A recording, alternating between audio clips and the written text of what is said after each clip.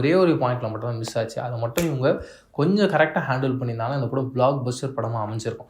அதை பெரிய அளவில் மிஸ் பண்ணிட்டான்னு தான் எனக்கு வருத்தமாக இருந்தது. என்னென்னா நிறைய பிரான்ச்சஸ் போதில் இந்த எல்லா பிரான்ச்சஸும் கரெக்டாக கம்ப்ளீட் ஆகணும். அப்படி கம்ப்ளீட் ஆகலைன்னா கூட அதோட ட்ராவல்ன்றது ரொம்ப கரெக்டாக கனெக்டிவிட்டியாக இருந்தால் தான் ஆடியன்ஸால் அந்த ட்ராவலில் கூடவே வந்துகிட்டு இருக்க முடியும். இந்த படத்தில் எப்படி இருந்ததுன்னா முன்னாடி சீன் ஒரு பயங்கரமான லவ் சீனாக இருக்குன்னா அடுத்த சீன் ஃப்ரெண்டோட பிரேக்கப் சீனாக இருக்குது.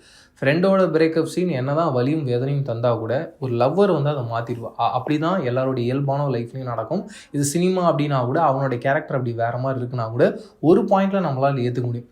எல்லா பாயிண்ட்டும் அது தொடர்ந்து நடந்துக்கிட்டே இருக்குது. மீண்டும் நான் சொன்னேன்ல, ஹீரோவோட அம்மாவோட ஃப்ரெண்டோட ஒரு பொண்ணு இருக்கான்னு சொல்லிட்டு அவளுடைய வாழ்க்கையில் ஒரு சம்பவம் நடக்குது. இப்படி தொடர்ந்து அடுக்கடுக்காக இவங்க மெயினாக வச்சுருக்க எல்லா பாயிண்ட்ஸும் வேறு மாதிரியான ஒரு எண்டிங் கொடுக்கும்போது டுவர்ட்ஸ் எண்டில் அந்த ஹீரோவோட அம்மாவும் ஹீரோவோட அம்மாவோட ஃப்ரெண்டும் என்ன நினைக்கிறாங்களோ அதுதான் நடந்து முடிய போதுன்ற ட்ராவலில் படத்தோட ஓப்பனிங்கில் வச்சுருந்தா கூட ஒரு ஆடியன்ஸாக பார்க்கும்போது ஸ்க்ரீன் பிளேவாக இது இன்னும் கரெக்டாக இருந்திருந்தால் நல்லா இருந்திருக்குமே அப்படின்ற ஒரே ஒரு பாயிண்டில் தான் இந்த படம் ஜஸ்ட் மிஸ் ஆகிடுதோ அப்படின்ற ஒரு ஃபீல் தருது.